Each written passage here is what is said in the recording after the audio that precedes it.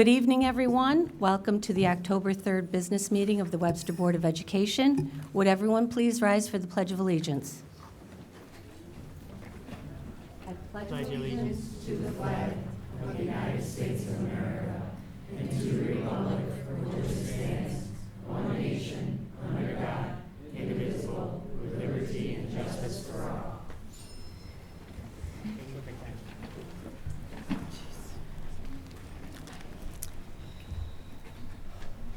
May we have a motion, please, to move out of executive session? So moved. Cindy got that? Jan, and second was Mike. All in favor? Aye. Thank you. Motion carries. Next, are there any changes to the agenda as stated? I don't believe so. We did take the liberty of moving our liaison reports because we know we have speakers in the audience that would like to address the board. So, I just got bumped off. I'm so sorry. Let's see. Our student liaisons this evening, from Schrader, we have Leba Khan. Would you please come forward? And Max Parmalee. And from Thomas, we have Amy Cawley and Sam Stacy. Thank you for joining us. You can grab your name tag and have a seat. Right there. Right on the Oh, that's right. That's right. Oh, never They're, mind. Okay. they're subbing this evening. Okay, Yeah. no problem. Thank you. No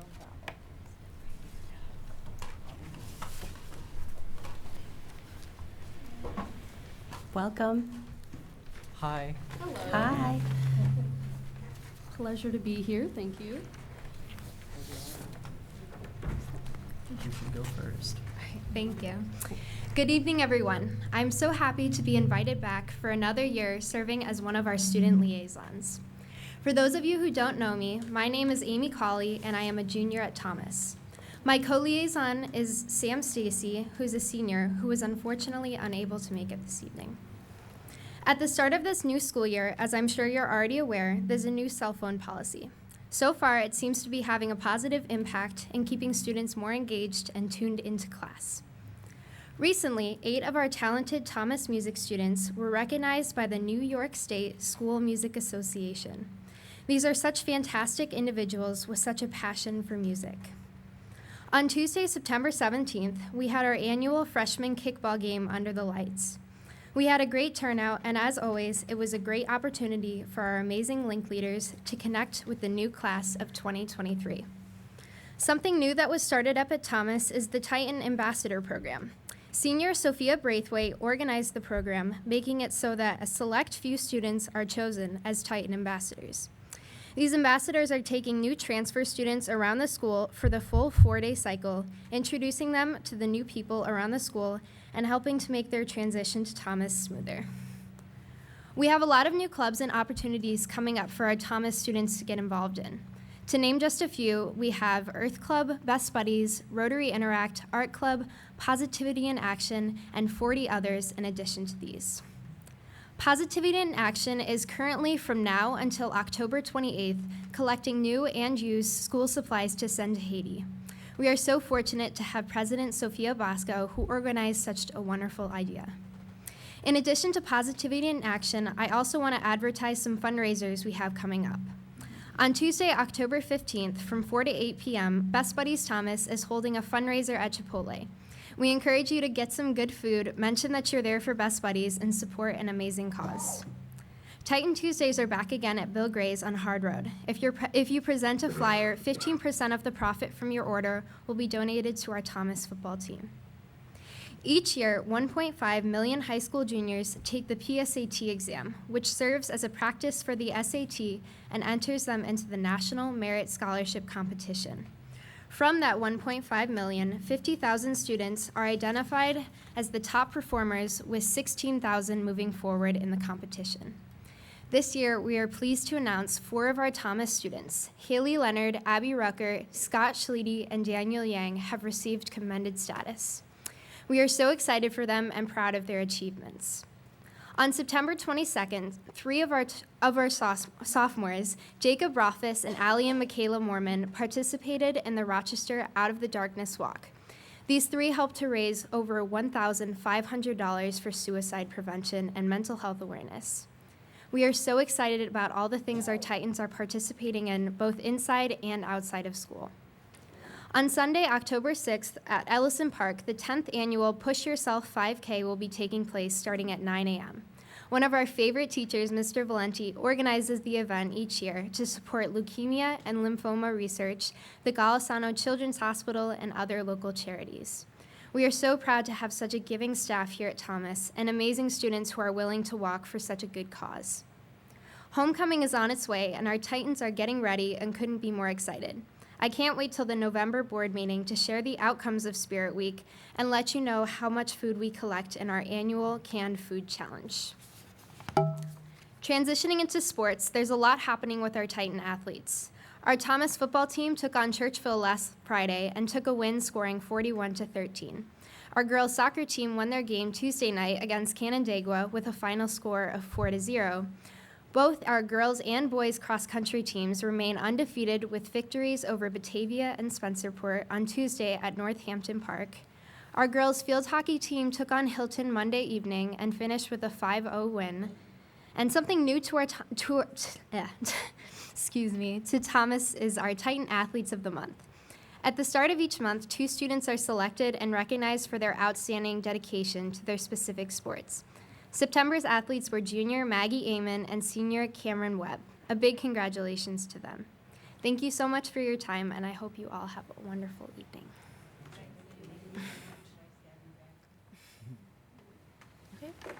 Hi, my name is Liba Khan. I'm a senior at Webster Schrader. And I'm Max Parmalee. I'm also a senior at Webster Schrader. And starting off, I would like to talk about some students' academic achievements. Russell Harrison is a qualifier for a scholarship from the National Merit Scholarship Program. And then Shamitri Bondapatai, William Besna, Adeline Carney, Victoria Sandberg, and Luke Stoll all received letters of commendation from the National Merit Scholarship Programs. As you can probably tell, we're in the middle of homecoming week here at Schrader. And Liba and I are on the board on student council, so we're planning a lot of Spirit Week. And so far, homecoming has produced what seems like 100% participation by the students and the staff. Spirit Week was kicked off on Monday with 80s Day, and Tuesday we had Breast Cancer Awareness Day, so we all wore pink. Theme Day was on Wednesday, and the 9th graders wore beach theme. 10th graders wore USA, 11th graders were Halloween, and the 12th graders were camo. And then today was Class Colors Day. Freshmen were tie-dye. Sophomores were white. Juniors were yellow, and seniors were blue. And then tomorrow we're going to finish off with blue and gold to kind of unify the entire school rather than pit the grades against each other.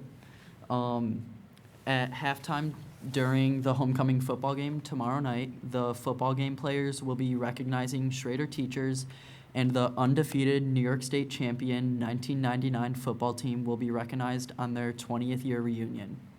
Furthermore, I would like to descend into talking about how we will be giving back to the community. After learning about Hurricane Dorian and its effects on the Bahama, Mr. Fedor's students brought in 697 articles of clothing items to help the relief effort. Also, after seeing on social media that James South, a World War II veteran who's turning 100 years old on October 7th, was hoping to receive 100 birthday cards, Mr. Fedor's class, they finished an assignment early, and then the time that they had, they ended up making about 50 birthday cards, which is a lot considering his goal was 100. Also, this Saturday, so in 2 days, the marching band will be having their autumn fanfare, which is, the marching band is joined between Thomas and Schrader. And it's, I don't know much about it, but it's a marching band extravaganza where they just perform all of their material, and I hear it's going to be great, so that's... And then also, I would like to add that on Monday, we had a speaker that Liba and I saw at the LEAD conference in Chicago last year, and his name is Sean Derrick, and he came and talked to all of Schrader about his message, which was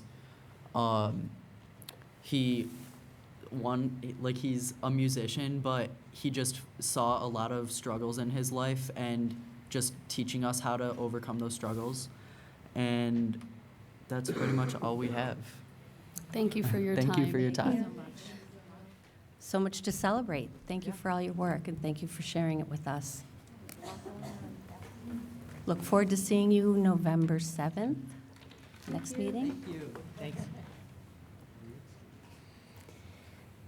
Are there PTSA liaisons or, okay. So we'd like to take this opportunity to thank Sue Bjarnar and her service to the board as the Board of Education liaison from WTA. She did such an amazing job all year, keeping us informed of all the activities that were going on at each building. So we look forward to someone filling her role. Actually, I think, Someone, yeah, I think Joan Bardanis is the new liaison, and I'm not sure if Joan is here with a report or not. is she But waving? maybe not. Okay, Okay. just want to make sure.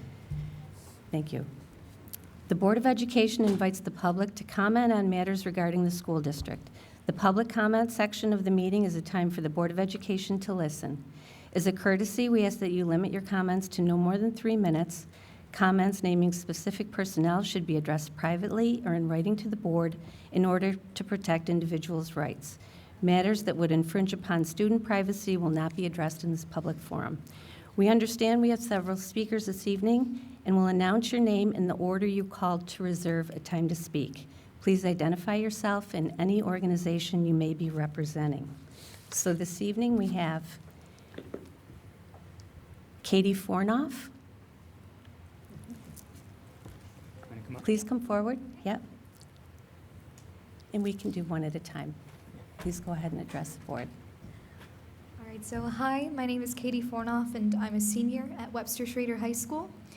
And I will be talking about the new start times that have been happening for this year.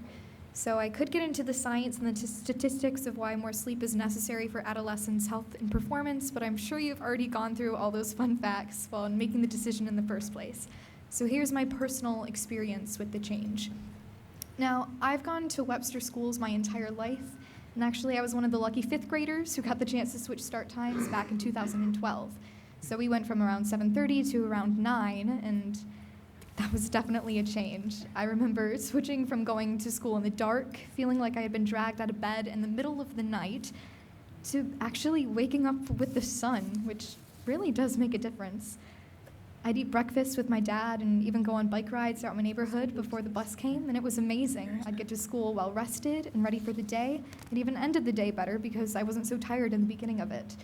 But unfortunately, because I was a 5th grader, the next year I had to transition right back to early mornings when came 6th grade. But I got through it. It was a little rough, but it was fine. But high school is an entirely different ballgame. It was suddenly I had all these new responsibilities I'd never had to worry about before. AP classes, increased extracurriculars, a job. Juggling all of that is hard as it is, but it becomes even harder when you're exhausted. Now, personally, I'm a night owl, and unfortunately, it's about the same thing for people my age. It's our brain chemistry. We don't get tired until later at night, and we still need those extra hours of sleep, and when waking up that early in the morning, we just weren't able to get that. And I regularly had late nights and early mornings, which is a terrible combination, and especially when you're a developing teenager trying to get through the trials and tribulations of high school and AP classes, sports, jobs, extracurriculars, anything that can be added onto that plate. And for someone like me with 1,000 things going on all at once, time is honestly the best gift that I can ever receive. My sleep schedule is on a more regulated cycle. I'm waking up feeling rested. I have time to eat breakfast in the morning, actually, and I'm getting to school feeling like I'm actually ready to get to work. I'm getting to school feeling like I'm actually ready to learn. And it's only the 4th week of school, and it's honestly been life-changing. And it's my personal belief that every high school should adopt this timeline, and I'm thankful that even though I'm a senior, I at least get to experience a year of it. And so I'm just incredibly grateful, and it's been amazing. So Thanks, thank Katie. you. Thank you, Katie. Thank you, Katie. We appreciate you being here. Next, we have Katie McNamara, who I don't believe is here. Okay. Next, we have Mr. Jason Crisafulli.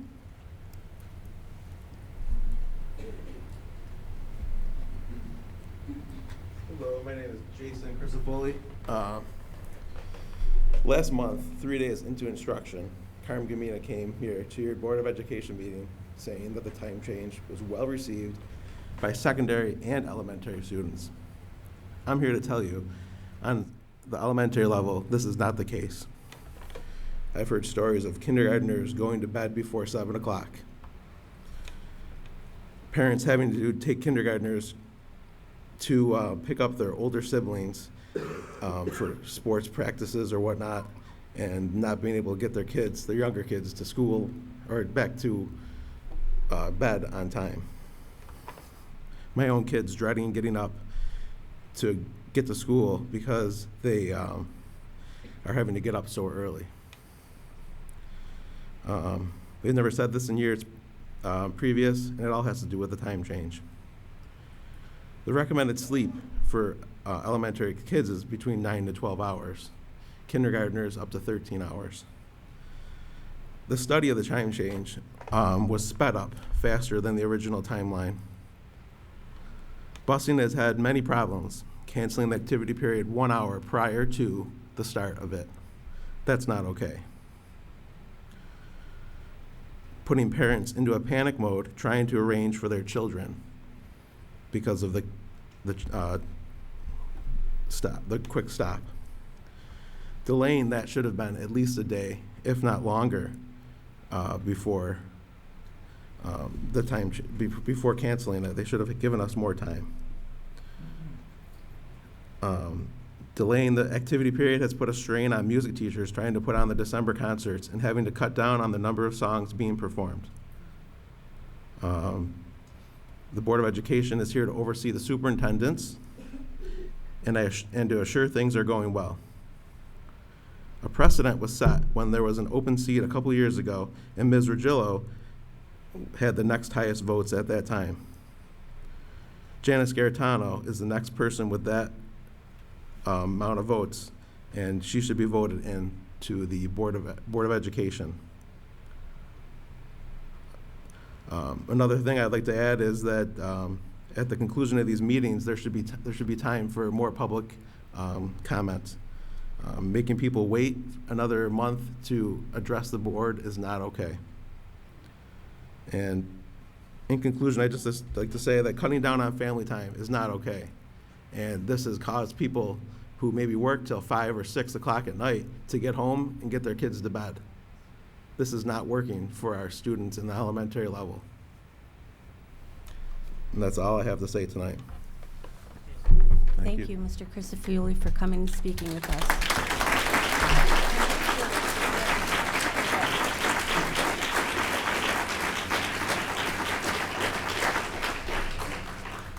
Next on the agenda, we have Umbareen Mustafa.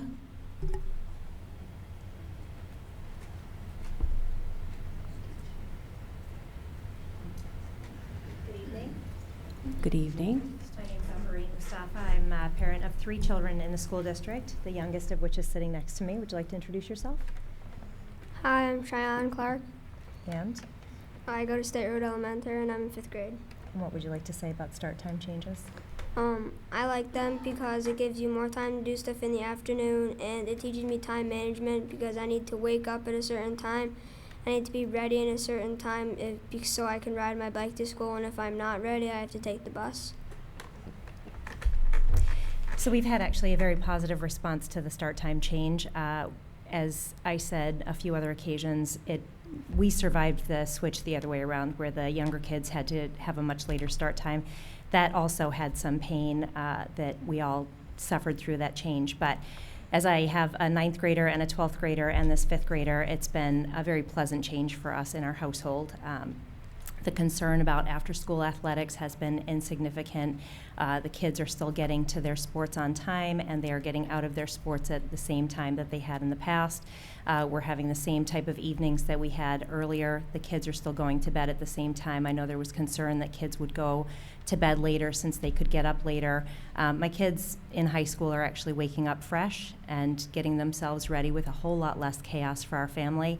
And as my fifth grader just said, he has had absolutely no issues jumping out of bed an hour earlier and being able to get to school fresh and function, and then have a whole lot of pleasant family time in the evenings as well. So for us, it's been a very positive change.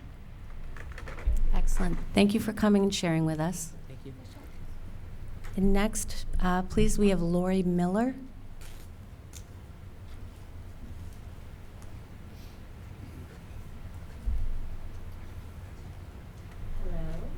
Hi. My name's Lori Miller. Can you hear me? And I was on the Start Time Committee. I'm a teacher at Clem South, and I'm a parent of 2 teenagers in the district. So the time change, from a teacher's point of view, and I can only speak to my experience, my adorable 5-year-olds are walking through the door, happy and ready to learn. I don't really detect any change. It could be 9 o'clock, and it's just 7:50 instead. And I think going back to the early time kind of felt back to where we had been. My children went to elementary school early, so that almost just kind of felt like the normal for me that we had gotten away from. And I'm with Umbry, and I felt that my kids had a lot of playtime after school ending early. And my teenagers really matched with what we talked about at the time change committee. The science matched with what was going on in my house, despite having a home that was not screen time and teenagers on Instagram all night. There were bedtime routines and things like that, but my kids just couldn't fall asleep. And I am now at school early, so I'm not there for the morning routine, but I hear it's fabulous.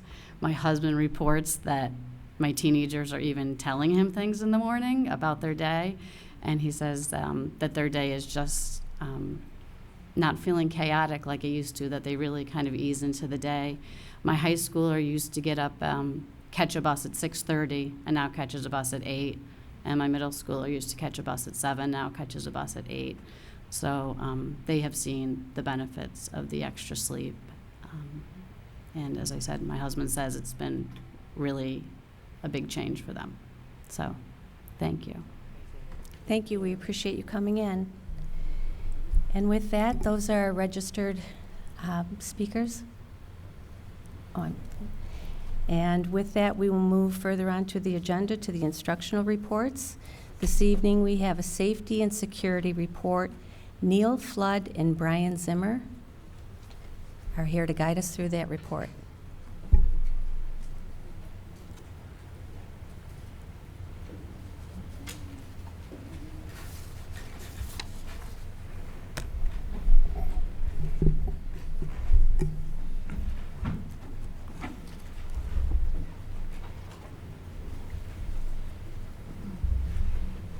Thank you for being here. We know this is first and foremost on parents, teachers, students, and the minds of the board as well.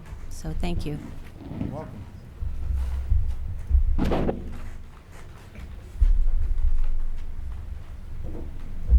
So, good evening. We're here to give an overview, safety and security for the district. We're going to include agenda items, talk about the large-scale drill we did, the work of the reunification committee. Our 2 school resource officers are here, so there's an opportunity if the boards have any questions they want to address directly to Kevin and Dave.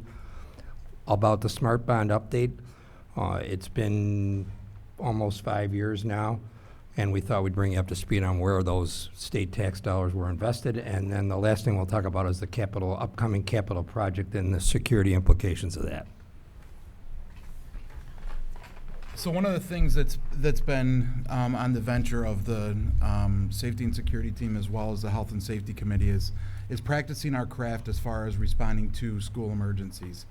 For the last few years, Neil has led several tabletop drills that have incorporated our teaching staff. They've incorporated the staff throughout the district, as well as our administrators, to look at how Webster CSD would respond in the event that we had something tragic happen to them, whether it's out on a bus, whether it's in one of our schools, whether it's in one of our parking lots. So this year, in conjunction with all of our response agencies in Webster, we identified a really big gap that the response agencies have. And in my second life, in my second coming of working as a first responder, we know that from the first response perspective, we have a lot of work to do when it comes to responding to large-scale school emergencies. So in partnering with Neil, in bringing these agencies together, we formed a group about 18 months ago to sit and look at how we'd want to test the different core capabilities that all of these agencies would need in order to respond to a large-scale incident of this type that we practiced. We definitely learned a lot. We brought a lot of people together to help us grow, help us learn, and help us put together a product that's going to help us long-term. But more importantly, it really guided our abilities to decide where we want to go in the future. And one of the things that we're going to continue to do is we're going to continue to practice, because as we've heard, we've talked about, school safety is at the forefront of everything we do. So one of the things that we're trying to do is really look at those agencies up in the upper right-hand corner, our driving factors, from Webster Police to West Webster Fire, Webster Fire, Webster Ambulance, and Northeast Quadrant. Those are all of our response agencies in conjunction to Webster Schools that would respond as the first groups if we ever have a large or any type of incident that occur at any of the Webster schools. So early on in the planning with all of the different agencies, we set several different drill objectives. For the district, we wanted to test our emergency response plan that we'd been working extremely hard on for the last 5 years. We wanted to make sure that within 15 minutes of notification of an incident, we could get that emergency response team established, which includes our administrators, and includes a lot of the different responding administrators that can go and make decisions. We also wanted to figure out how, as a district, we could provide logistical support to all of the responding agencies. Because in an incident such as what we had with the mass casualty incident, our doors lock. So we have to find a way to get our police officers into school. We have to find a way to get our first responders into school. And Neil will talk about some of that work that he's been doing through the Smart Bond in order to make that happen. We also need to figure out how we coordinate between all these different agencies. In a couple minutes, you'll see all the different agencies that respond. If we have a large-scale type incident, it's going to be much more than participated in that drill. We'll see agencies from the Rochester Fire Department all the way throughout Monroe County that will be here to support us if something does occur. The police objectives, their goals, really were to coordinate and determine what their next steps were as far as addressing the threat and figuring out what they needed to do in order to move forward with all of the resources that come after them. When they find the perpetrator, they detain them and they make a decision of how we need to start treating people.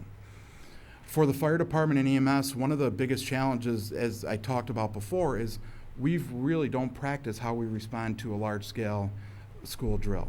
So now we needed to change our focus, figuring out how we're going to operate in a stop-the-bleeding type environment, where we need to go quickly identify what the life priorities are, and then make decisions to move people beyond that. We also were working on communication among agencies. With a lot of different agencies do things differently. So one of the things that we try to focus on is how do we communicate with many different participating agencies. So the participants, and this was overwhelming when we started this, wasn't really sure where we were going to end up, but we had over 180 staff members from Webster Central School District participate. We couldn't have done this drill without those participants. Those participants range from administrators, we had teachers, we had students and staff. We used staff to act as students within the classroom, which was a really good learning experience. They gave us a lot of great feedback on some things that we need to look for in the future. We had over 50 police officers attend from 5 different agencies throughout Monroe County, and we had over 80 first responders come to the training from 8 different organizations. So on that morning, we pulled a lot of resources. One of the really beneficial things that happened is this was being under the watchful eye of Monroe County sheriffs. One of the things that they're currently focusing on is a new protocol called aggressive deadly behavior. The Monroe County sheriffs, along with the Monroe County Fire Bureau, is working on how do we roll this program out to all of the Monroe County response agencies. We were the first ones to test it out. They were there that day for the drill. They took a lot of notes. Now they're going back to tweak their programs of how we're going to have a long-standing program going forward. Was very excited that we were under the watchful eye of that because it really brought clout to what we were trying to do and what we were trying to accomplish as a response agency as well as a district. I don't think we anticipated the level of interest from the county agencies when we first started planning this drill. Because we were the first K-12 school district in the area to do this, we got a tremendous amount of interest from a wide variety of professionals, including the county emergency medical director was actually at the drill the day of the drill. So it was there was a tremendous amount of first responder interest. So as we think about what went well, we had several different evaluators that participated in the drill. They were able to give us feedback. Those observers, evaluators, came from agencies of the Monroe County Office of Emergency Management, the Monroe County Fire Bureau, Arundecoy Police, Monroe County Sheriffs, Brighton Fire, and Grease Ambulance. So we had a wide representation of people's knowledge depth to be able to give us feedback to help us move forward. One of the things that I was excited about is a lot of people gave a lot of time to support us. As Neil said, this was a large endeavor, and we had a lot of people that were willing to give time to make us better as we look as a district. So some of the things that went really well for us, our emergency team, we put our administrators that are on the emergency team through the ringer. We threw many challenges at them, we threw many obstacles at them, and they handled it with very, very strong diligence and in a really respectful manner. The police did an incredible job. Dave Hurley was the first officer through the door. He was faced with a lot of different difficulties, but after Dave got through the door, we had additional responding officers that were able to subdue the suspect in less than 15 minutes from the 911 call to the actual 15-minute mark of the incident. That is really, really quick. And we had the agencies respond in based on where they were in the town. So if one of the cars was on the west side of Webster, we waited to send them in until the 5 to 6 minute mark. So we look at the speed of their response was really, really incredible. One of the things that went really well for Fire and EMS is our integration among the many different resources. It's hard because we have many different agencies that do different things, and they operate in many different ways, and it really worked well overall.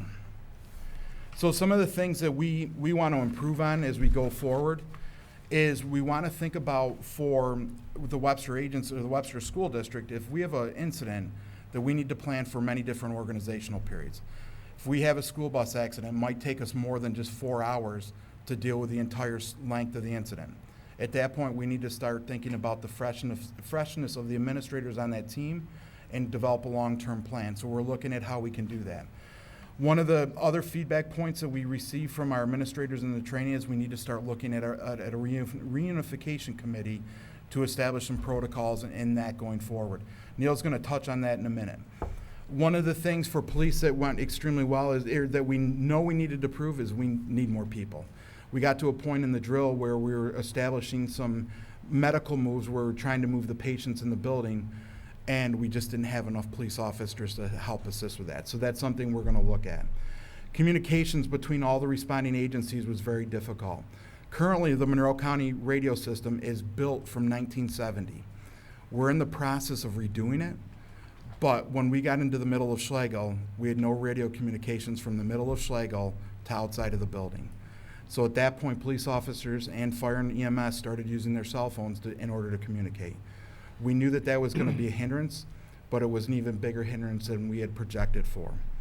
And then with fire and EMS, one of the things that we're going to continue to work on, and the agencies are working on this, we talked about this last night, is the training in regards to how we respond. We know we have to do things differently. We're working on taking classes, we're working on doing different things and establish protocols to help move that forward.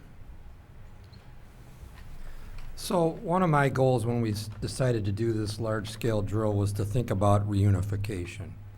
I know that parents are going to want to have two things. Where's my child and when do I get to see him? And We need to work on how do we make that flow and what's that structure look like. So I talked to Brian Freeman, and he's kind of helped lead the charge. We formed a reunification committee, and actually Dr. Millette and Dr. Clark are chairing that committee, and we're going to take a look at where we're going to reunify, what's that look like, and then start training people on how it's going to happen so that we have a pre-packaged plan with documentation, pre-done potential media releases, maybe website information, things that are ready to go in the event that we have an emergency and we need to move a school to another location and reunify parents with their children. So we're working on that pretty diligently. We've had 2 meetings of the committee already, on another one scheduled the end of the month, I believe. So that's been going pretty well. That was a big push that I had hoped would come out of this, and Carm, to his credit, got right on board with. I'd never really given it a lot of thought, but I hear you, we need to do something, so that's what we're doing. That's a big push. Yeah, who's on the committee, what, not names, but representatives, parents, teachers, board members? Right now, it is Brian Zimmer. We have technology representative, administrators. Is really the focus right now in developing this reunification plan. Okay. I think we need to get a framework in place before we're ready Right. to take it to outside individuals and get feedback. We need to really get our own heads around what that would look like as a framework. They're fine-tuning it, may expand it, but right now we needed to think. There's a lot of reunification plans already out there. FEMA has some documents. The state has some documents. What we're trying to do right now as part of that committee is put a little Webster into it and make it more real for us as a first blush, and then take it to some of our partners in fire, EMS, and police, have them take a look at it before we move further. And actually, we already have many things in place that are going to be so effective, having gone through 2 in the 70s, maybe before some people were around here, where we had to move one school to another due to a problem at a school. And then that's when we discovered that there were only 2 lines into each elementary school, 2 phones, and there were no cell phones then, and we found out that was a huge issue. Now you've got the all-call, you can send messages, whatever, but still what we found out, because you want parents to be able to get to their children correctly, but as soon as possible, what you need are people to help. Right. Yeah, And we want to make it as, any situation is going to be stressful. Right. So we want something that is off the shelf, ready to go. You don't have to think about it and worry even more that it's. There are actually some excellent foundations that have done a lot of the boilerplate work. One is called the I Love You Guys Foundation, and they have a very, very solid reunification framework document that we're really Good. looking hard at. Okay, thanks. Resource officers. I would like Kevin and Dave to speak for themselves here. I'm a huge supporter of this program. I think it's one of the best things we've done in the 10, 11 years I've been here at Webster. And when I'm in the classrooms with them or watch what's going on in the halls and see the student interaction, it's pretty amazing how many kids come up and talk to them and give them high fives and fist bumps, and the relationship level is pretty awesome, for lack of a better word, from what I see. So maybe Dave or Kevin want to talk a little bit about it. We've spent a lot of our time, now with the time change, we actually get to spend more time in the elementary schools in the morning. So we're there in the beginning of the day, making our rounds through the school, and then we have our time before we have to be at the secondary schools. The secondary schools, we don't want to get in interference in the beginning of the school year while the teachers are kind of setting their framework. But once they get the students kind of settled and their agenda all set, we leave it open to teachers to reach out to us if they want us as a resource in their classroom. We've been in English classes, health classes, law and justice, physics, forensics classes. We've had a lot of fun. The health classes, just recently, we were going over the effects of alcohol and demonstrating our field sobriety tests, answering their questions that the students might have regarding the legal aspects of that.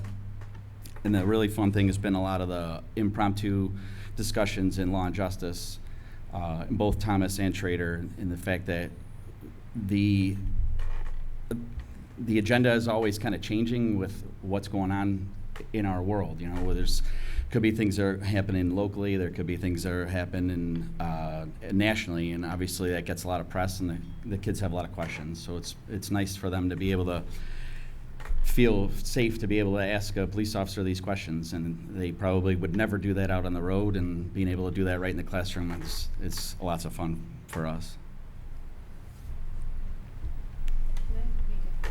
Sure. We spoke to a parent not too long ago, and to your credit, the parent said to us, the best thing we ever did was put Officer Hurley and Johnson in the buildings because their son felt the connection to you and was able to talk to you in a trusted environment. So it's wonderful for you guys to know that you have those relationships with the younger population. Actually, last year, without giving too many details, we had one of the students just approach us in the middle of the cafeteria. They wanted to have a serious conversation that led to an outside agency's major crime. So for them to feel comfortable to talk to us and had some very important information regarding a serious crime with another agency. So it's nice to be able to connect those dots.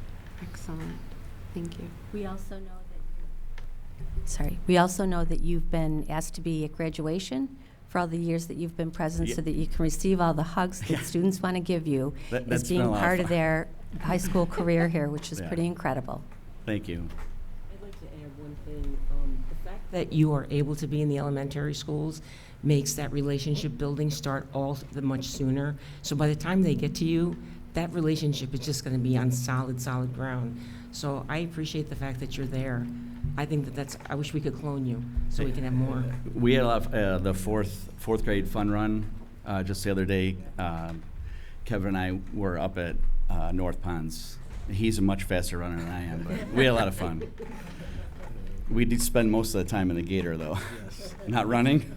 I'm a little sore.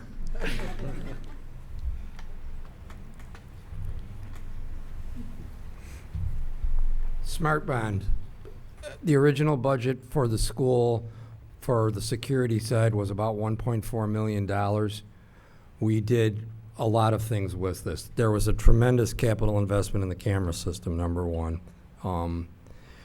When I first came here, we had 5 buildings with cameras with 5 different camera systems, and the devices and storage was a mess, pretty much. We had upgraded some, but not to the point where I felt we needed to get to, and we used a substantial portion of Smart Bond dollars to completely network the system, install cameras in all 11, actually 12 counting transportation buildings, and we're upwards of about 440 cameras now that are used generally they are monitored at the high schools at the front desks, but they're oftentimes used by administrators for after the fact investigations, parking lots, things happening, fights, a variety of things. We actually had a principal at an elementary school that I won't name that the first week we installed the cameras there, this principal was able to actually solve a theft in the building from a kid who would not have admitted that they took something out of another kid's backpack except it was on camera. And the administrator was able to bring the parent in and show the parent that we're not making this up, here it is. And that was pretty powerful, and certainly they handled it in an appropriate manner. We didn't need to bring Dave or Kevin over, but my point was that for him, it was a huge uplift, and he was very appreciative. So we did a lot of camera, we did a lot of door hardware work, key card access. We expanded that probably 3 times the number of doors that we had when we started. We fixed about 210 doors in the district. A lot of teachers had come to us talking about their classroom doors in several of the schools, Willink and Spry and Thomas. and we invested in a lot of money and time to try and fix those locks. We've done some notification system work. That is still in process. Working on notification as far as pushing the lockdown button, having about 5 things happen now. Close the fire doors, set off computers, set off notification devices, send text messages, and trip the paging system. That is still work in progress. That is heavily involving Brian's staff from an IT standpoint. So that work is still ongoing. We've been testing quite a bit of it at one of the elementaries, and we hope to push that test a little bit harder in the next couple of months. We're waiting for some hardware to come through BOCES to make that happen. So I just want to, before we move on, you're probably wondering, how could Neil be describing that there's stuff still going on when this has been since 2014? It's New York State. So they approved it in 2014, but it took almost 9 months after we developed the budget and the plan and had all that information out there. It took 9 months for the state to actually approve it, and before we could even begin the work. So we really didn't get ramped up with this, with a lot of it till 2016. Kind of, I wanted to make sure explain, how it delayed the start of it. And we do our own installations because we couldn't have afforded to do this work if we paid a vendor to put 300 cameras in. So that takes time. Right. You don't put 300 cameras in 2 weeks. It's a long process that takes our staff a while to run cables and bring equipment online. So that's part of the issue is it's been moving forward, Right. but there's a lot of background work. Yeah, and if you remember, it was on the ballot in that November election, and so the money got allocated and approved early, but then the rules and responsibilities and how to develop everything came much later from the state to us to how could we access that money. So we actually still have some funds left that we go through a process to utilize for this purpose. Okay. So talk about the recent capital project that got approved, and Dan Peters from Labella, who's our design architect, is here as well. Just to focus on some of the safety and security aspects we talked about. I think the number one most important safety item in that project that was approved is the bus radios. Because right now, on the way Webster is contoured and laid out, we have a difficult time communicating, on Lake Road, down Empire Boulevard, around the Browncroft area. Many times we have those dead zones on the radio with the current systems we utilize. So to me, that's huge safety concern. Also, the buses cannot communicate directly to the class or to the buildings.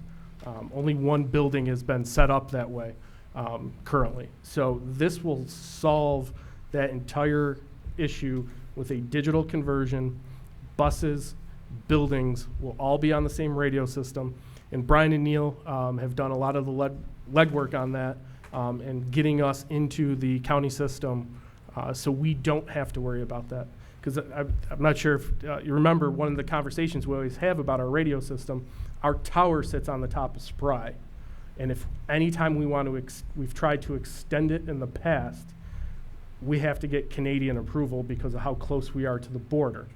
And they always have the ability to veto it. So the past couple, when we've tried to do that, it hasn't gone through. But if we attach to the county system, we will have some greater success, with the system, I believe.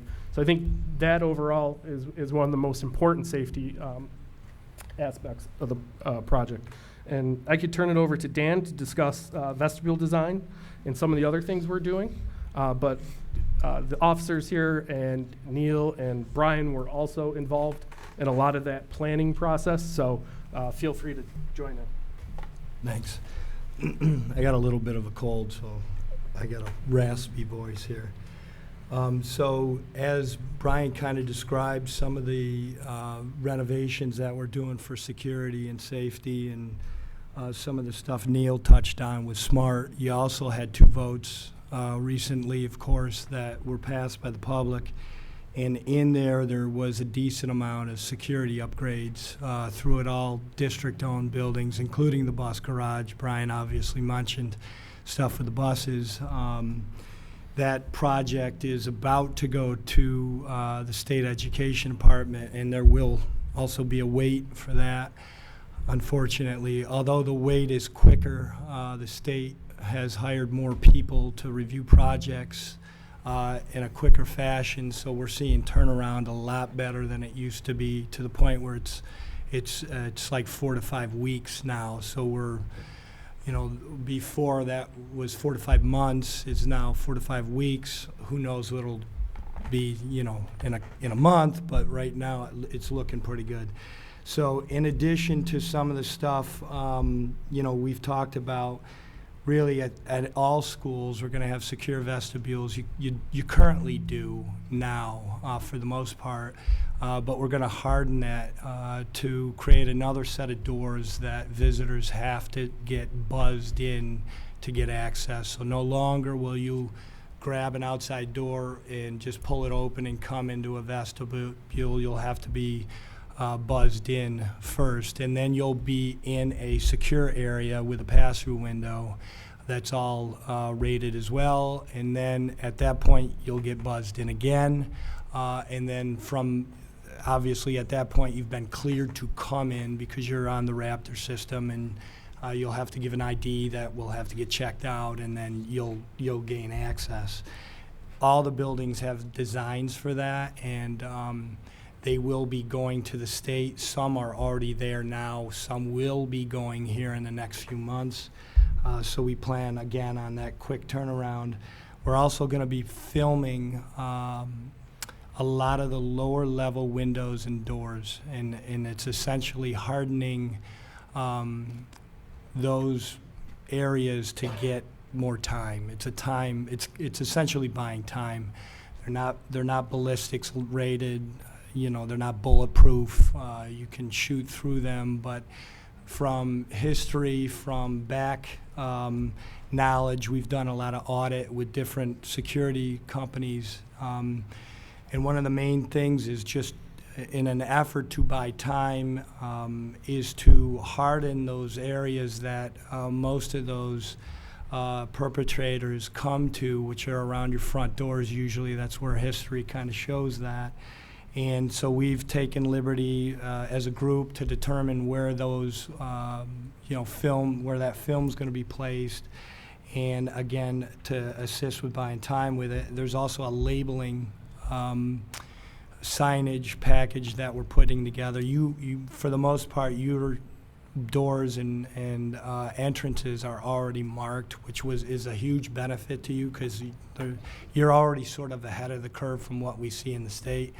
But there are some labeling that we're going to make sure, so as an instance occurs, the first responders are going to know what door to come to. They're going to have a map to understand what door to go to. So as you're describing it, it's a simple description so that all that's going to be understood. There'll be more cameras in addition to what Neil's folks have put in.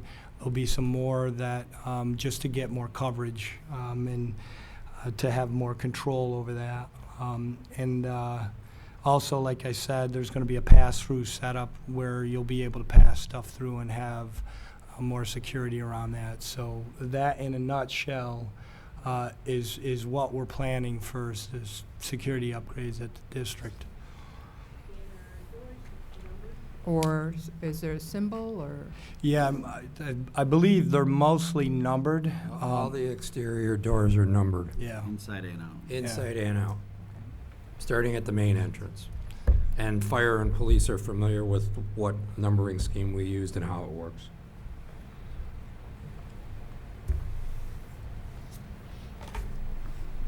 Would you like to finish this off, Mr. Fleck? Well, that's pretty much our presentation. We certainly would entertain questions from the board. If you have any more for us, we're open to those. I think we probably do. Can we start with Maria?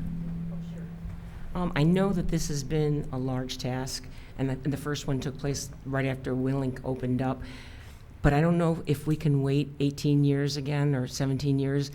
So once you fine tune things, and this is going to be a work in progress forever, are there plans to eventually do the drill again so that it can be practiced to see if the glitches are out?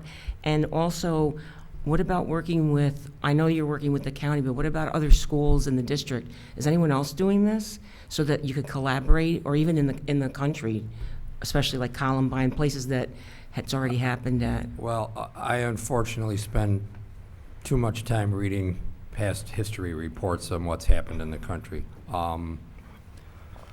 That's probably why I'm the district's paid pessimist, I believe, in some respects. But I don't want to blow our own horn, but I think maybe Brian can talk to this. We're ahead of a lot of local districts. So I don't know, although we've gotten some ideas from some are doing some different things that we thought were good ideas that we've adopted. And when we did the training in June, I think we had a half a dozen districts that came and watched us because they have never done it before. And it's something we do 2 times a year as a group.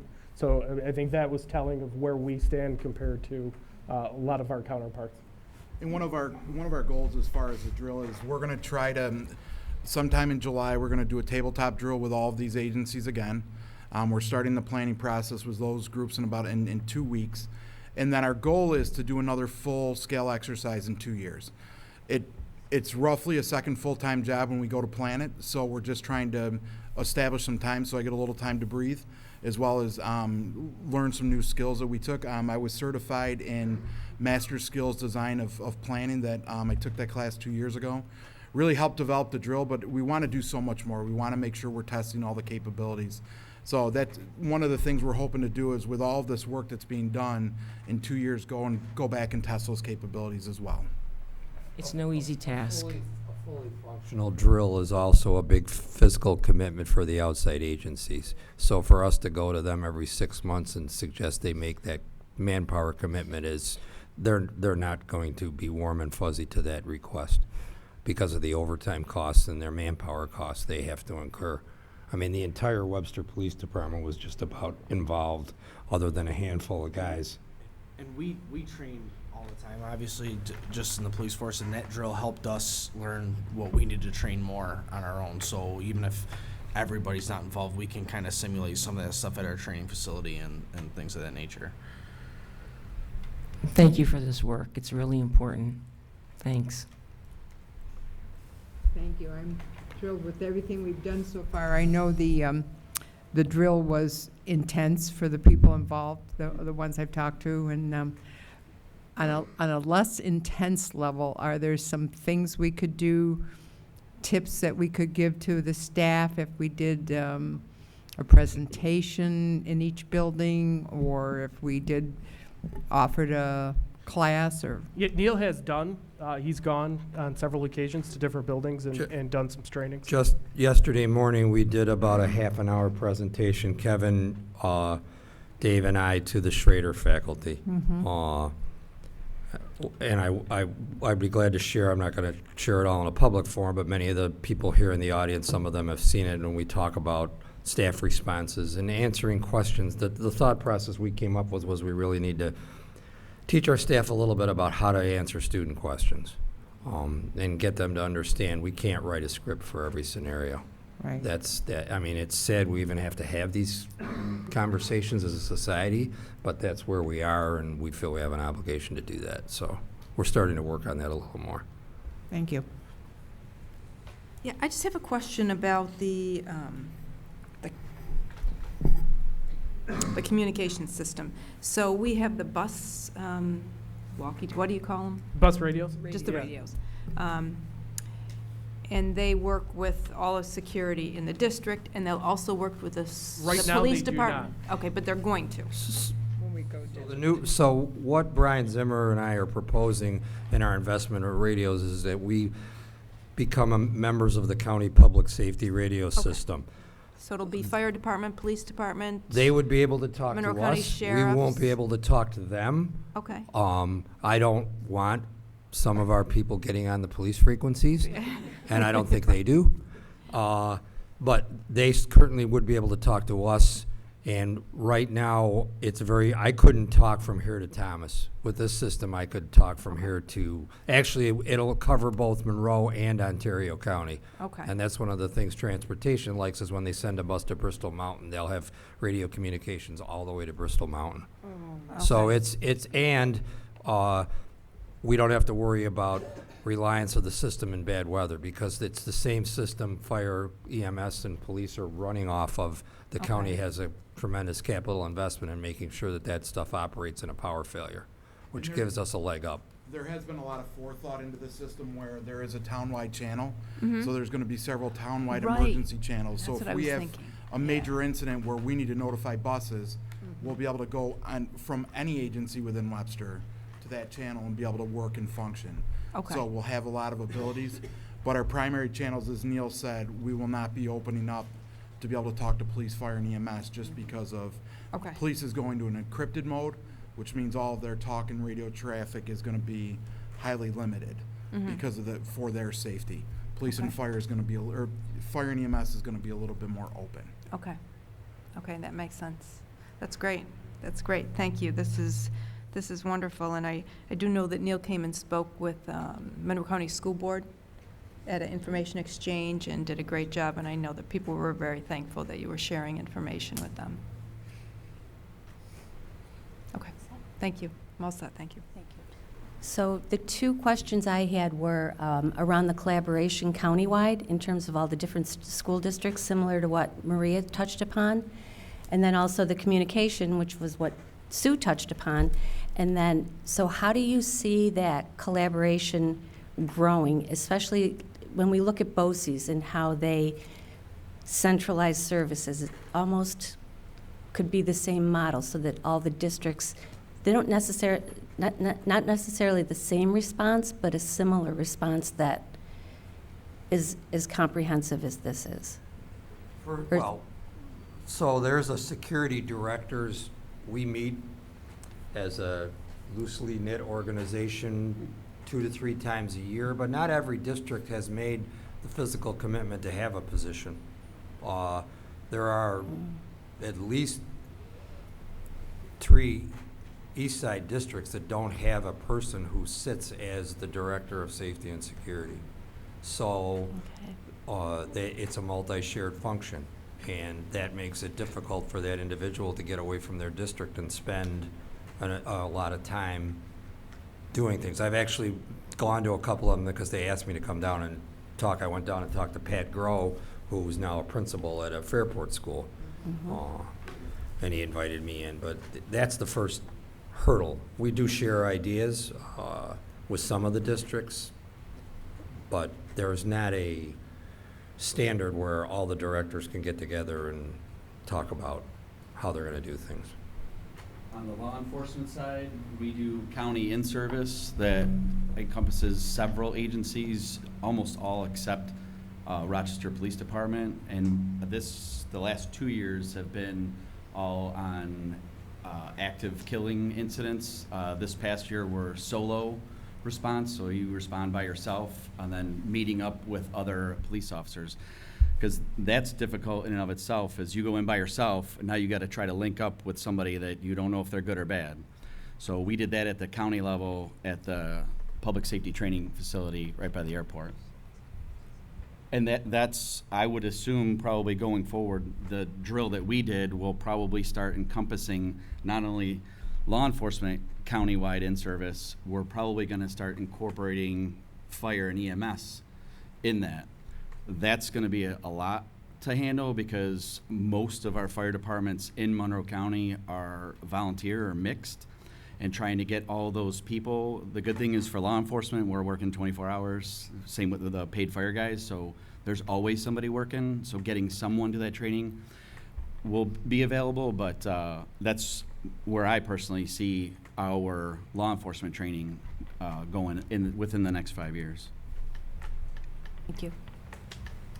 Answered all my questions. Everybody's asked them, but thank you all.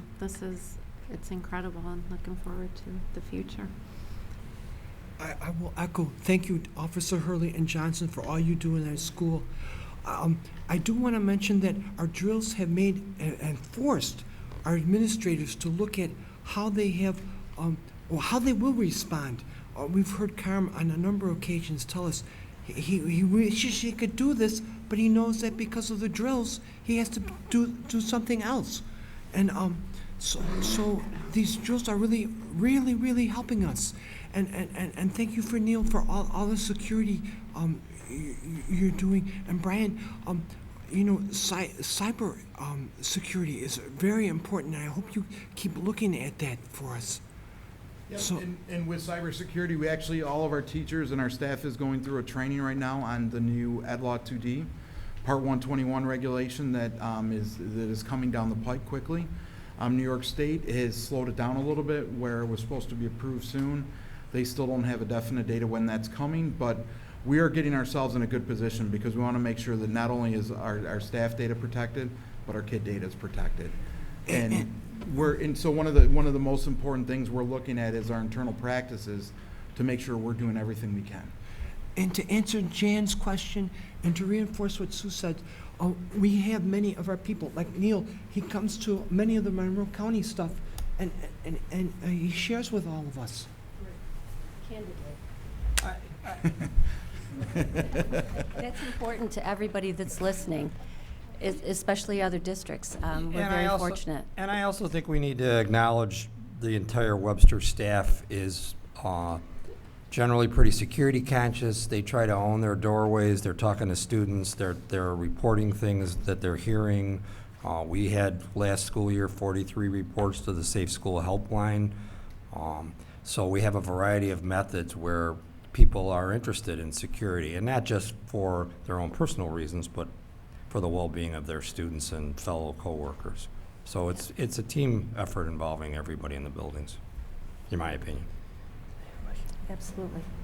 So just as a follow-up, I know Mike just thanked Officers Hurley and Johnson, and I wanted to give you guys an opportunity to share with the audience, whether it's here or whether it's online, what your typical day is like.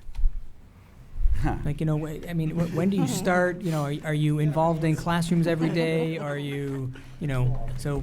Well, it's funny you say that because you never know, a typical day, everything can change. We might have things scheduled and then we get called for, somebody might have a quote unquote emergency. Somebody has a problem, a conflict with other students, staff, somebody finds some illicit materials either on their Chromebook or with that. But generally, like I said, try to get to the elementary schools. The arrival, I guess arrival and dismissal are kind of the most vulnerable times.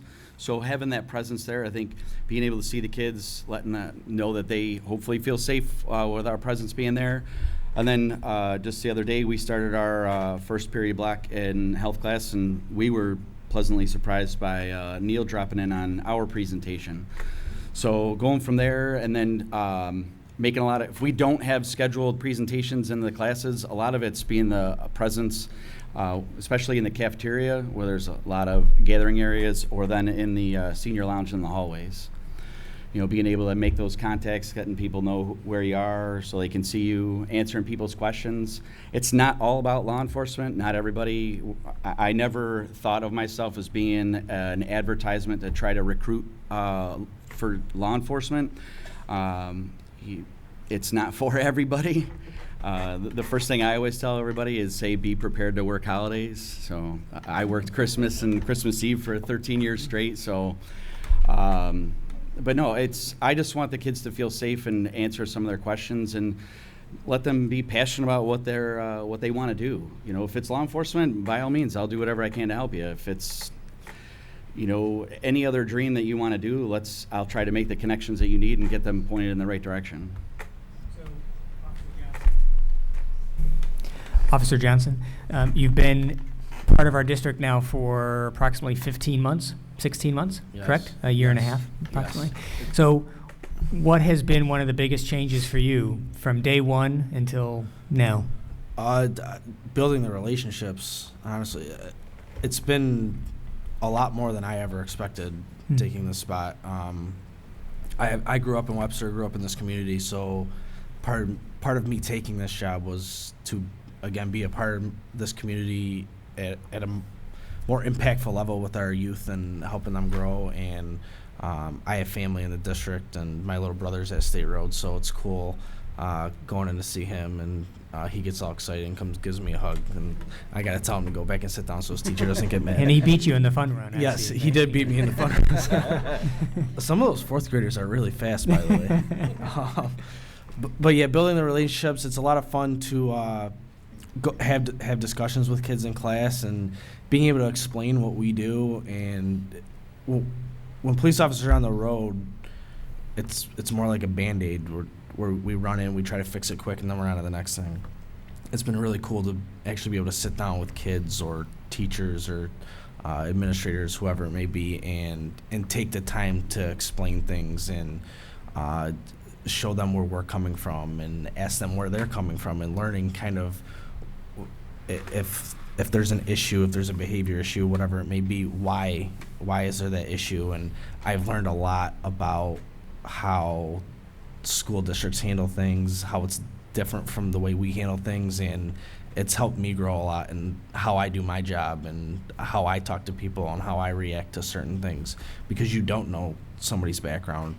We never know somebody's background when we go into a situation. And it's just I've grown a lot in the last just a year and a half that I've been here, and I'm grateful for the opportunity, and I've had a lot of fun, and I hope we can continue to have fun, and hope the kids are happy with us and feel safe with us in the building and are happy to have us there, because going to graduation last year was it was awesome. The amount of kids that came up and gave us hugs and high fives, I would have expected that, and it was just really cool to see the impact we were able to make on the kids throughout the year. Great. Dave, same question to you. So you've been here 4.5 years now? Yeah. It was nice seeing, this big tattooed, guy, when he got to see his little brother get an award at State Road and the two hug each other. That was, they both got a little teary, so it was kind of nice to see the soft side. But no, it was really nice. Like, you never know who you're going to have an impact with, and just not just for law enforcement. That's everybody. As teachers, you never know what day or what kid you're going to have that impact with. I'm sure there's teachers here that have had a student come up to them years afterwards. Hey, do you remember me? And you made this impact on my life. So it's been nice to have us be in that situation where, you can make an impact on somebody's life. And I think we've both embraced that and taken advantage of that, hopefully made positive impacts on people's lives. Unfortunately, as law enforcement, we're usually in that disciplinary role. But like I always tell the kids, we're not meant to be here to police the school. I'm not going through slapping handcuffs on some kid, bringing him back to his classroom or to the Blue House or wherever it is. We're there as a resource for the students, the faculty, the staff, hopefully to have that positive impact. If we have to do something, believe me, we've definitely had to do some negative things, but the positive interactions that we've had have way far outweighed any of the negative things that we've had to do. Thank you so much. Are we all set? Thank you so much to each of you for taking the time to be with us. We appreciate it. Thank you.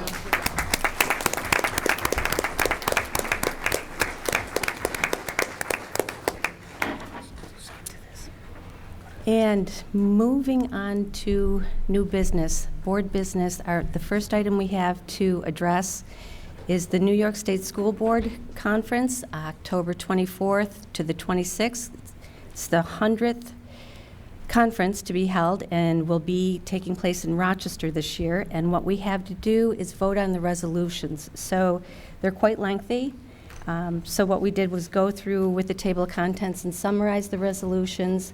Everyone's had a chance to review them, brought issues or questions to light that we can address, and Sue will, in fact, be our person on site voting for these resolutions. Is there any further conversation? I think we're okay. So when we look at number 19 and 20, I don't think we really need, if I'm reading it correctly, they want us to make a policy. Yep. two things that are coming to my mind. One, what would happen if we elected Linda to the vice president and she didn't have any training? Would we be allowed to do that? I think the answer is yes. I think the idea is for a board to adopt a policy and then to police themselves. Shouldn't that be done now? Oh, of course it should be. So- But the feeling is that other boards are not doing that.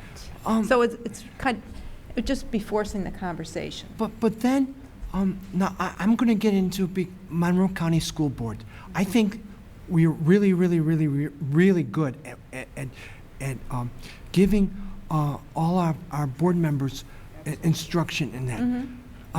For many of these places, they're going to have to go to the New York State School Board Association, which I don't feel is as good. In fact, they're inferior. I hope they don't. Well, they're going to hear me say that. Be on camera. Yeah. To me, it's just a way for the New York State School Board Association to make sure they're It's a money grab? yeah, Is that right? their professional development gets justified. Well, you can vote whichever way it's going. It's not strong with me. I just question it. That's all. well, the resolutions were submitted by the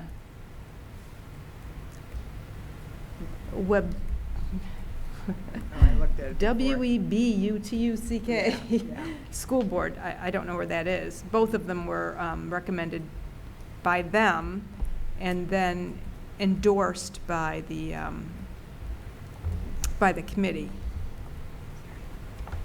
So are you saying you don't want me I'm to vote thinking for it's these? I'm thinking it's redundant, but I understand why there's training. And you know what? Every board member should have training. Yep. And they are required to have. Right, but Yeah. you could be on the board for one year and take all your training and still like let's take you. You could be on for you've been on for 20 years, and obviously you've taken a lot of training. But after 1 year, you're done with all your training. Right. That's So that's the point here. One of the points. Well, is to have a policy so that you have a discussion at least every year, and if you're having that discussion, you'd be more likely than if you didn't have the discussion to participate in training. So that's why I was thinking we would vote yes on both of those.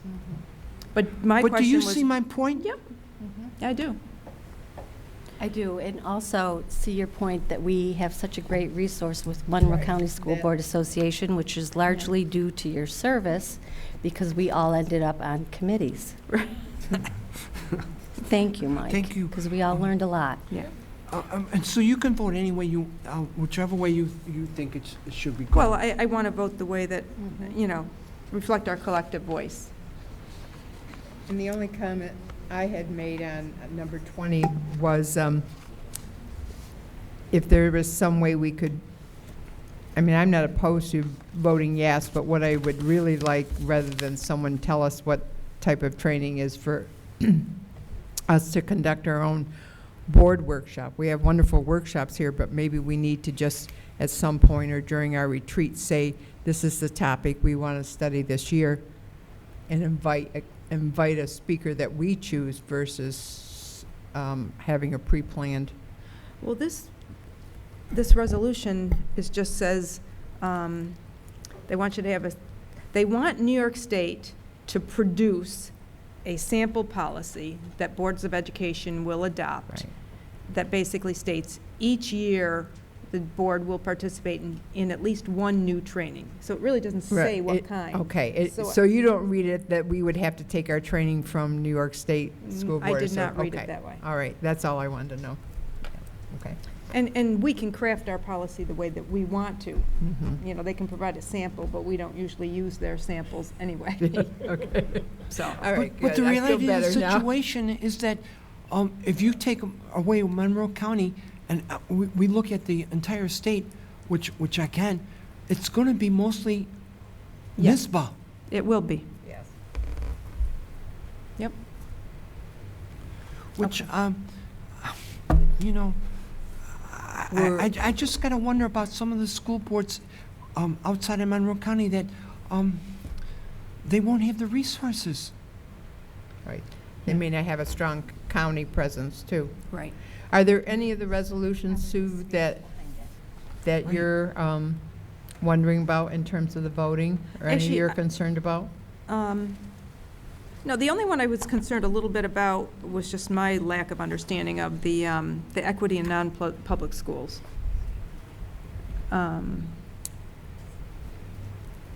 And I think I probably should just call somebody about that. It's Resolution 7. New York State School Board Association support the requirement that local school districts continue to make determinations as to the substantial equivalency of education delivered in non-public schools. Well, what's the difference between this and what they were proposing in legislation last year?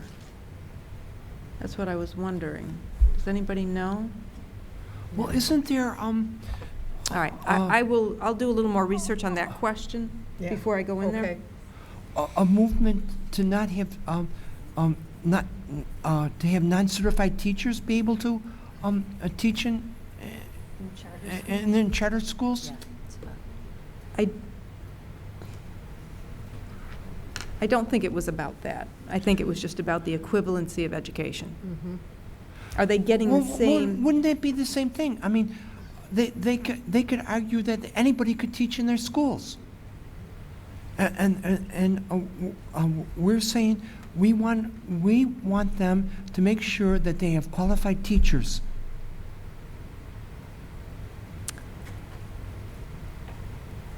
I thought This it is meant not comparable that's- program. Yeah, I thought it was just equivalent program, yeah.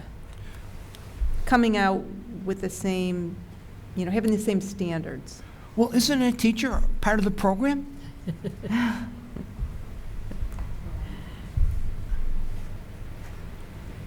Are you talking about like Florida could have a different textbook than New York does for, let's say, science? We know that. Mm-hmm. So are they saying, are they asking for that all in New York State has similar textbooks? I don't think that that's what No, they're saying at all. I don't think so.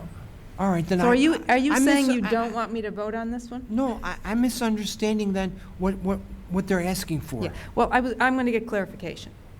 And I'll try to get it, I'll get it well enough before so I can send a note out to everybody. Okay? In advance. We do In have some advance. time. And we do have a workshop before this. Yes. So, in the interest of moving forward, can we ask for a motion to support these resolutions, as Sue would vote to support them at the conference going Yes. forward? Let's so move. By Jan, second by Linda. All in favor? Aye. Yes, motion carries. Thank you. So anybody with further questions can follow up with Sue and get clarification as needed. Okay. Next is the NISBA conference attendance, April 4th through 6th in 2020. Conference is going to be held in Chicago. And we always leave it open to someone who hasn't attended yet or next on our rotation. I would So- love to go. Oh, great. But Jan, have you been to a national yet? No, I've been to all the states, but not the Okay. national, but, Well, we usually send 2 people. yeah, Have you been to a national yet? Then you guys should have first dibs. no. Well, and you guys Do you- have all been. We have, That- we That's have. not going to work for me. I think you should go. In my place. No, I shouldn't have said that first. Now I Yes. think that you're saying no because I No. said I wanted to No, go. no, I'm not. No, really. You'll be Yeah. doing baby full time. You know, we've got these. All these grandbabies. You We have got the these babies. I know. Yes, okay. Yeah, I And would like you've to got go. them. If I can put I in think for I the can do national this. I think I conference. can. You know, it's when you go to the state conference, you see, we're all about the same. But the national, they're all over the board, and it's really, really good. It is. You hear speakers that are on the national level. So you come back with all sorts of ideas. Yeah. All sorts of ideas we're going to ask the superintendent to implement. How to spend his money. Oh, and we give Cameron a hard time about When it. is it open for registration? So we have to We make our decisions pretty. So ideally, we could make a decision before the next workshop? Fair to leave it at that? Okay. Definitely, Sue, yeah. Okay. So we have 3 interested candidates to go. This is great. Who's interested? Good. I didn't see that. You 3. No, they said they didn't want to go. Oh, you can't go. Okay. Okay. All right, Linda. Then we will look at our calendars and make a determination. Yes. Okay, thank you. We can send 2 people, right? Yes. All right, so we Yes. just tell Cindy to make 2 reservations and we'll figure it out. And we can do that too. Yep. Thank you. All right.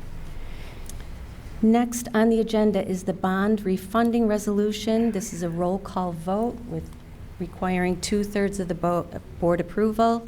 We've had a chance to look at the numbers. It is, represents a great savings. Brian, do you want to? Sure, yep. This is tied to the 2010 bond issuance for the $7.9 million project for Schrader and Thomas Turf Stadiums that we did. So we have 6 years remaining on the borrowing. So we're able to refund, get a lower rate for the last 6 years. So you see the savings is about $60,000 total.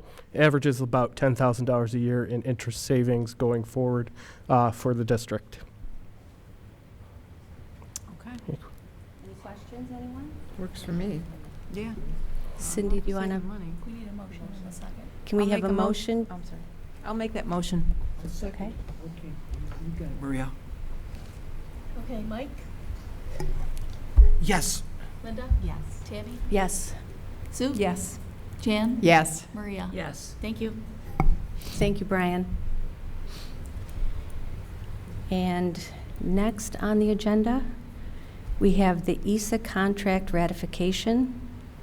And Brian, if you'd like to speak to that as well. Sure, yeah, I'd like to just thank Dave Swinson for being a great partner in the negotiations that we started in spring, along with Donna and Deb representing ESA.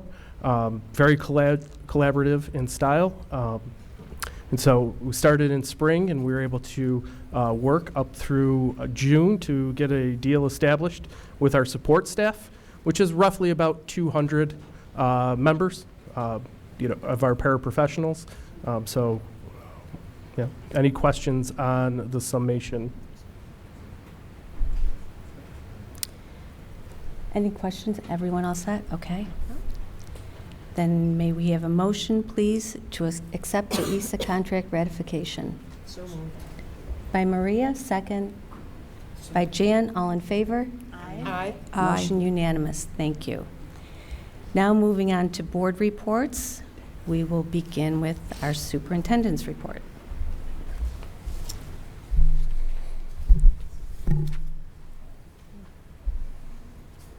Thank you, and Paul, thank you, Paul. So, as I had mentioned during my last report, I have had many conversations with students and parents, and some of whom we heard from tonight, regarding our first year of start times, new start times. And I wanted to thank all of our students and parents and teachers who continue to provide invaluable feedback regarding how this change is going so far. To that end, I have some data that we wanted to share with you that was collected from all of our buildings. And this first piece of data is regarding student attendance. And you can see that this is the first 3 full weeks of school. So the first column is the second week of school. So that's September 7th through 11th. And then the middle column is the third week of school, and the last column is last week. Okay, not this week, but last week. And the purple bar is last year's attendance, and the pink is this year's attendance. So when you look at each week, whether it's the second week, third week, or fourth week, you can see that our attendance rate for all 3 weeks is statistically significantly higher. It's approximately 9% higher And again, is it a cause and effect? No. I mean, we don't really know that, but it certainly, it could be correlational as well. And you may say, well, 9%, is that really significant? But when we look at 9% of 180 student days, and you say to yourself, okay, what is 9% of 180? It's approximately 16 days. So you think about that, and it's like, oh, that's an added 16 days that a typical child may be in school. And so that was, again, that was an interesting piece of data. The second piece, and again, that was K-12, by the way. This is JV and varsity. I'm not sure if modified numbers are in here. We wanted to pull our eligibility numbers. And so these are the number of students that are in danger of becoming academically ineligible.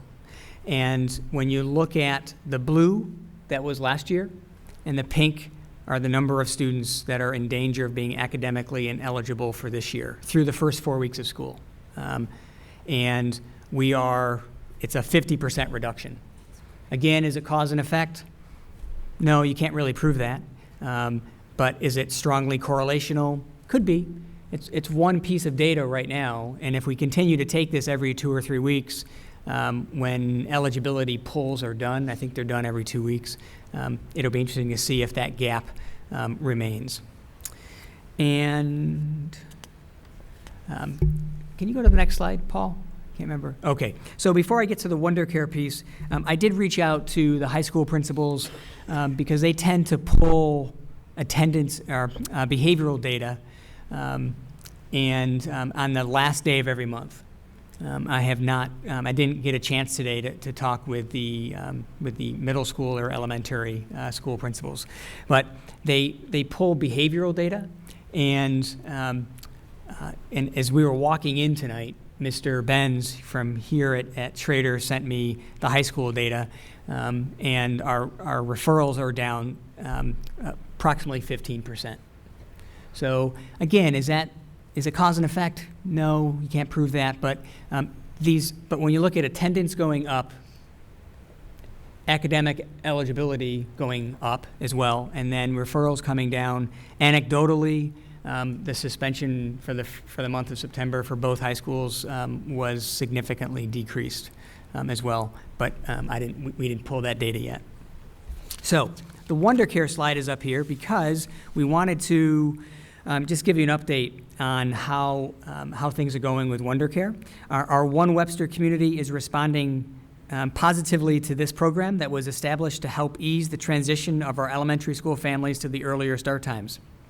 To date, we have 115 staff members working with 626 of our students. And Mr. Freeman, it's approximately 18% of our total elementary population.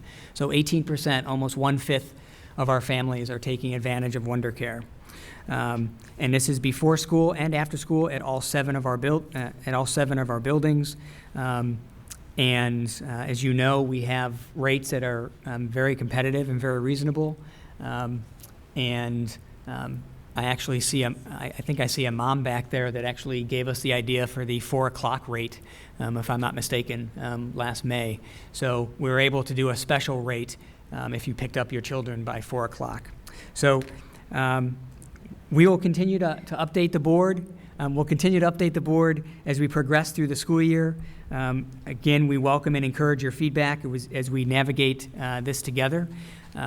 And I did want to address Mr. Crisafulli because he had brought up our activity period cancellation last week or 2 weeks ago with an hour to go. And Jason, you are absolutely right. It was way too close to that. Unfortunately, we had a perfect storm where it was either that, Jay, or it was going to be having children on the bus for 1 to 2 hours. So I made the decision to say, you know what, we're gonna cancel it right now. And we knew it was going to be an inconvenience for families, but we also said there's just no way we can put kids on the bus for that long, and we had a bus issue, we had bus driver shortage as well, which we now have. Everything's been solved, and we're ready to rock and roll on Monday. So I'd like to end my report with an invitation, which is for this Saturday, October 5th, for the 34th Autumn Fanfare. And it's held right here at the Webster Schrader Stadium. It is a premier marching band competition. It shines a spotlight on 7 area marching bands, including our one Webster band. Our band will share their 2019 show, The Journey, with what is always an enthusiastic and appreciative audience. Gates open at 4:30. The show begins at 5:30, and our marching band actually performs itself at 6:09. Hope to see you there, and it ends my report. Thank you, Carmen. Moving on to our other school liaison reports. We've made a very concerted effort to overlap, to be more than one board liaison at a particular school, and to take in as many activities as our schedules permit. So having said that, Marie, if you want to start, and I know you've got a lot to share. Well, Mike and I attended the DeWitt PTSA meeting, and the great news that they started off with was that the DeWitt outdoor classroom structure is ready to be built, and the high school geotech classes are going to be building it.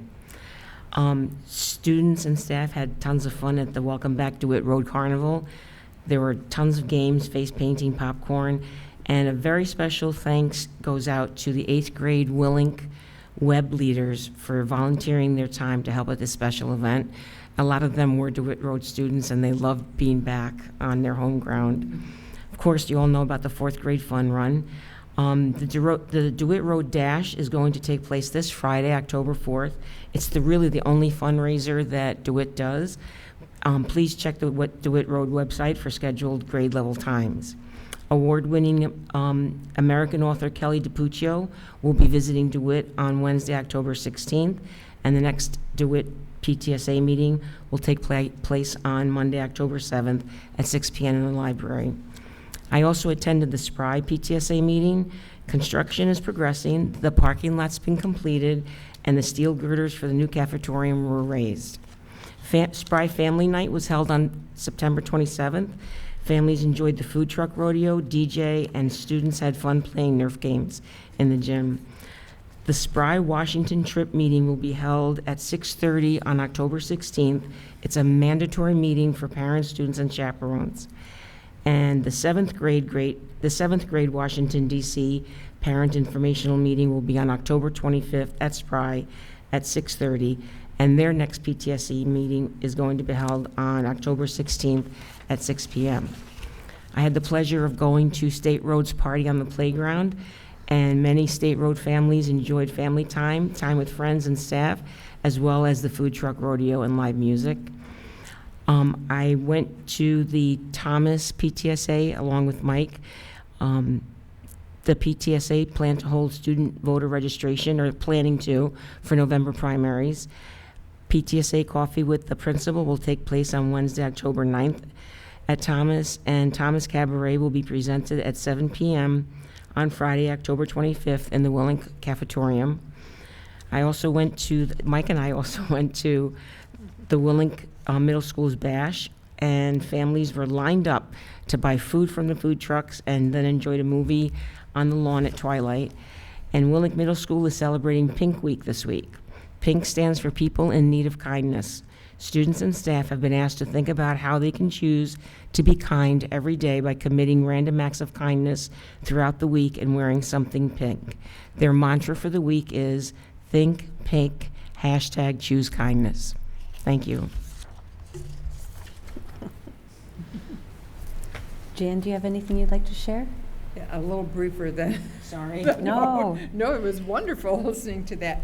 I went to the first meeting at Clem North PTSA, and it was actually run by our central PTSA, because at that point, Clem North did not have chair people or vice chairs, but during the meeting, I'm very happy to say that we had a large crowd and we had wonderful response. So our 2 new co-chairs at Clem North are Jamie Ritchie and Alyssa Haupt.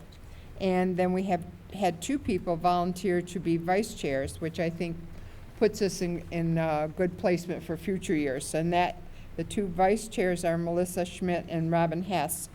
So the majority of the meeting was, focused on getting new officers in place, et cetera, positions and various activities. The next meeting has been changed from Monday, it's always been on Monday, from Monday the 7th to this Thursday, October 10th at 6:30. And so I want to make sure everybody knows that that change is this week on Thursday. Okay, I guess that's it for me. Thank you, Jan. All right. Mike and I attended the Schlegel Road PTSA meeting. And I also went to the Patriot Party, which was a wonderful success. They had it the second week of school this year instead of the first week, and it really helped with attendance. People were a little more settled into school. Certainly, the students really enjoyed the dunking booth. Again, I'd like to say kudos to the staff who volunteered to be dunked, because it was not a warm evening. And they also had an ice cream truck where they were making custom ice cream for everybody, and it was a very successful event.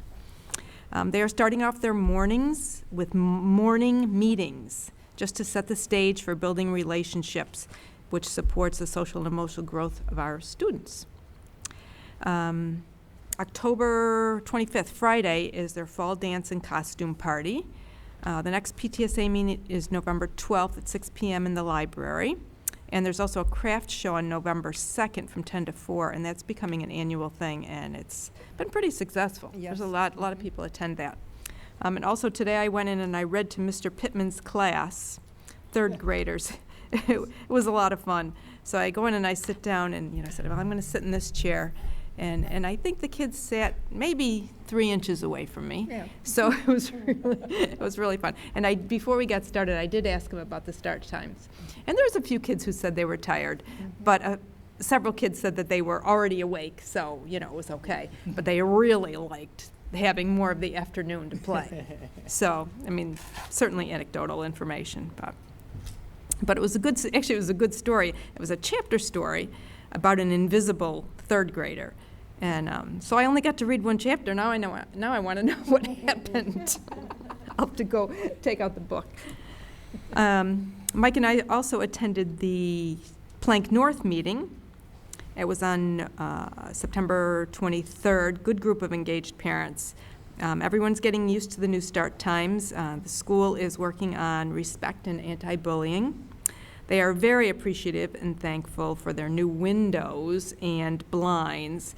And they were reminiscing a little bit about the old blinds that we used to have. Remember, like way back when, and you'd open the windows when it was too hot, and the windows would start clicking. Yeah. It just metal yeah. blinds. Their membership sales have increased substantially, so they're very proud of that. And tomorrow is Wear Green and Gold. They're having Trunk or Treat on October 27th, and their next PTSA meeting is on the 18th at 10 a.m. I also attended the Willink Silver and Gold Award Night, which celebrates students who have been on the High Honor Roll consecutively, and that was a really nice event for them. And also attended the JV Field Hockey and the JV Boys Soccer games, the Schrader-Thomas competitions, and it was really nice, a very friendly competition. They were nice events. And that's it. So Linda and I attended the Central PTSA meeting, which was the first kickoff meeting for the entire year, and shared our board goals. I also attended State Road PTSA, and Christine ably reported it was the smoothest, most positive opening they'd experienced in 7 years. The PTSA meeting was real positive, room full of people. Like all the other schools, a lot of events coming up. I think everybody is selling Leo's pies. Spirit Wear, Trunk or Treat on the 27th, an upcoming book fair, and they have an author, Kevin Sherry, who will be on site. And also went to Clem South's meeting, but I'll let Mike speak to that because he was there as well. But I'd like to share for FIRE, Families Igniting Racial Equality, there's another upcoming meeting for the main steering committee, but there's also an event planned for the Hispanic Heritage Month Committee, which will has been working to share an event with the entire community that'll occur November 2nd at Willink Middle School, featuring a band and salsa and merengue lessons. So looking forward to that. And with that, I'll turn it over to you. Mike and I went to Plink South yesterday. You've gone to a lot of PTSA meetings, I noticed. It was a great meeting. They reported that they have 130 PTSA members at this time, which is almost double what they had last year at this time. They had a family bingo night last Friday, which was attended by 180 people. Jen Sullivan's next career will be the bingo caller. She said that that's her next career, and she enjoyed it a lot. They have author Kelly DiPuccio will be visiting October 15th. She'll be autographing books and also reading to the students. Trunk or Treat is partnered with Plank North. It's their 9th year. It's only been nice 1 year. That was the first year it happened, so hopefully this year will be different. Their book fair will be coming up in November, and what else? They are slated to have many family events this year. They hope to have one a month. And the next one will be Breakfast Unplugged. So I'm not quite sure what that will be, so that'll be interesting. Want to thank Jen and Jill for hosting us for our learning walk. We kicked that off this week. It was incredible to see them. Probably one of the most amazing things was that Jen and Jill pretty much know all 614 students by name. We stood in the lot and watched them come in and say good morning by name to each student. So that was pretty incredible. We'll give a full report once all of our learning walks are up, but I just wanted to thank them for that. Also, I just wanted to make mention, since we started our calendar a month ago, where we are increasing our visibility and attending more activities in the district and also in Monroe County, I tallied how many we have been to, and collectively we've been to 49 activities. So in 4 weeks, that's a lot of activities for all of us to attend. So we're off to a really good start. And that's my report. Thank you, Linda, for keeping us organized. Yeah. Massive effort. I'd like to congratulate the cast and crew of Schrader's production of Joseph and the amazing Technicolor Dreamcoats. It was a wonderful production, and I enjoyed it immensely. It was so good. Let's see, you did the Willink Bash already? Schrader PTSA. Linda and I attended the Schrader PTSA meeting. It was chaired by Stacy Peters. Besides the normal committee reports, they're looking for ways in which to make the front entrance a bit more presentable. Oh, I hope they can find it, because it really needs a lot to be done. So they're adding to their budget some money to make front gardens. They're also looking for ways to put positive messages in the student bathrooms, and any funding ideas that come to mind, they would appreciate it. All right, Clem South. Tammy and I attended Clem South, and they are proud that they have 104 members signed up already, which is really, really good. And they had a welcome back fun run where 75 students participated, and it also served as a fundraiser, and it was very, very successful. There's a literary night. It's going on as we speak right now. They had a storyteller, and there's a book exchange, and you can make your own bookmark, and if you want, you can read to a therapy dog. So it sounds like, I wish I was there. It sounds like a great night. They have a dance scheduled for October 18th. They have an open house scheduled for November 7th.